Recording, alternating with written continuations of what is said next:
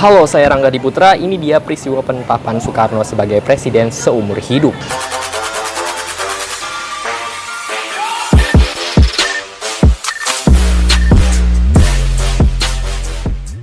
Pengusulan Soekarno sebagai presiden seumur hidup dicetuskan oleh para tokoh Angkatan 45, terutama A.M. Hanafi dan Ketua MPRS Chairul Saleh. Usul dari A.M. Hanafi dan Saleh kemudian dirundingkan dalam sidang umum kedua MPRS. A.M. Hanafi khawatir apabila PKI kembali memenangkan pemilu bisa terjadi perang saudara hebat.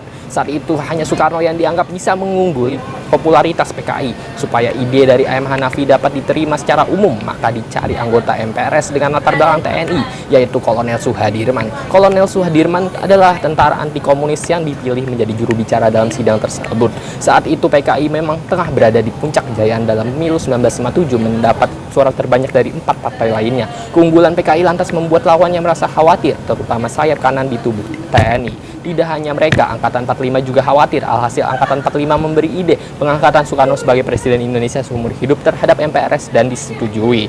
Setelah disetujui, lahirnya TAP MPRS nomor 3 MPRS 1963 tentang pengangkatan pemimpin besar revolusi Indonesia. Soekarno menjadi Presiden Republik Indonesia seumur hidup. Usai keputusan ditetapkan, Chairul Saleh diutus MPRS untuk menyampaikan hasil keputusan tersebut kepada Soekarno. Chairul Saleh pun segera menemui Soekarno dan menyampaikan usulan diangkatnya beliau sebagai presiden seumur hidup.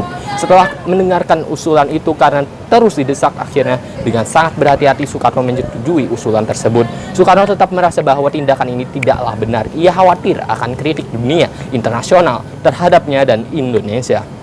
Penyimpangan keputusan menetapkan Soekarno sebagai Presiden Indonesia selama seumur hidup dinilai menyimpang dari UUD 1945. Dalam UUD 1945 tercantum bahwa negara Indonesia adalah negara demokrasi. Presiden Soekarno lengser dari jabatannya pada 20 Februari 1967 setelah menandatangani surat penyerahan kekuasaan di Istana Merdeka. Setelah Soekarno lengser, Soeharto pun diangkat sebagai Presiden Indonesia. Lengsernya Soekarno dari jabatannya masih berkaitan dengan peristiwa gerakan 30 September atau G30S. Pasca G30S terjadi, masa meminta Soekarno untuk membubarkan PKI, tetapi ia menolaknya. Akhirnya 5 bulan setelah kejadian G30S dikeluarkan Super Semar yang ditandatangani oleh Soekarno. Isi Super Semar adalah perintah kepada Letjen Soeharto untuk mengambil tindakan yang diperlukan guna menjaga keamanan pemerintahan. Super Semar kemudian digunakan oleh Soeharto untuk mengambil alih kekuasaan sekaligus membubarkan PKI dan menyatakannya sebagai organisasi terlarang.